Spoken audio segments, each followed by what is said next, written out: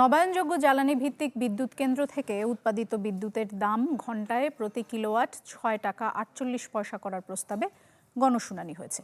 Energy regulatory কমিশনের শুনানিতে অধিকার কর্মীরা দাবি তোলেন ভোক্তা পর্যায়ে নিরবিচ্ছিন্ন সরবরাহ এবং সহনীয় দাম রাখার, আর উদ্যোক্তারা চান সারচার্জ মওকুফ। নবায়নযোগ্য জ্বালানি থেকে ১০,০০০ মেগাওয়াট বিদ্যুৎ উৎপাদনের লক্ষ্যে কাজ করছে সরকার। এর মধ্যে বেসরকারি সৌরবিদ্যুৎ কেন্দ্রের দাম নির্ধারণে আন্তর্জাতিক মাতৃভাষা ইনস্টিটিউটে গণশুনানি করে বাংলাদেশ এনার্জি রেগুলেটরি কমিশন। তখন আমাদের যে ট্যারিফ দেওয়া হয়েছে, এতে বিতরণ কোম্পানির পক্ষ থেকে নেসকো ও পল্লী বিদ্যুৎ কর্তৃপক্ষ দাম নিয়ে নিজেদের যুক্তি তুলে ধরে।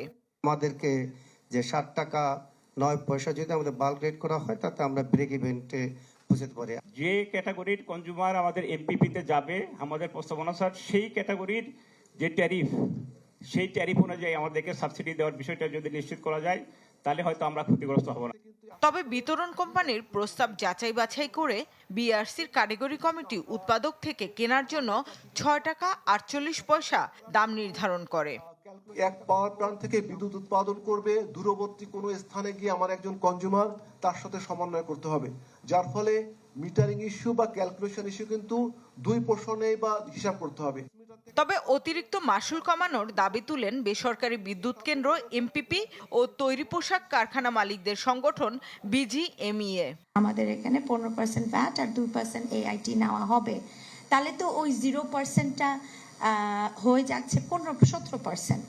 তাতে তো আমার কোনো লাভ হচ্ছে না। ৫৬,০০০ কোটি টাকার যে সাবসিডি, সেই সাবসিডির কিন্তু পার্ট কিন্তু এমপিপি না, কিন্তু এই লসের একটা পার্ট আপনি দিয়ে দিচ্ছেন এমপিপিকে। এ সময় বিশ্ববিদ্যালয় শিক্ষক, ভোক্তা অধিকার কর্মী ও অন্যান্য অংশীজনরা সমালোচনা করেন বিদ্যুৎ খাতের দুর্নীতি রোধ করতে না পারার।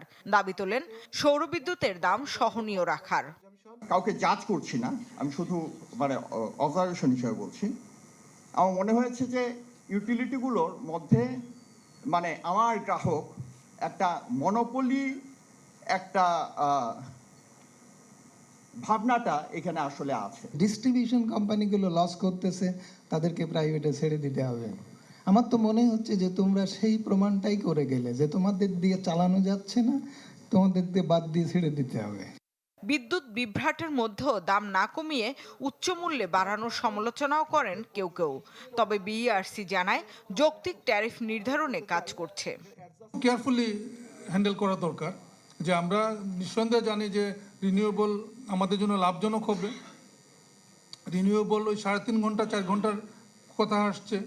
এটা যদি ব্যাটারি সাপোর্ট যদি না থাকে, ব্যাটারির কস্ট কমে আসছে, কত কমছে, এই অনেকগুলা ট্রিকি ইস্যু এর মধ্যে আছে। বেসরকারি বিদ্যুৎ কেন্দ্রে উৎপাদিত বিদ্যুতের 20% বিক্রির জন্যও বলা হয়। তার যে প্রয়োজন তার চেয়ে অনেক। শামীমা সুলতানা, চ্যানেল 24, ঢাকা।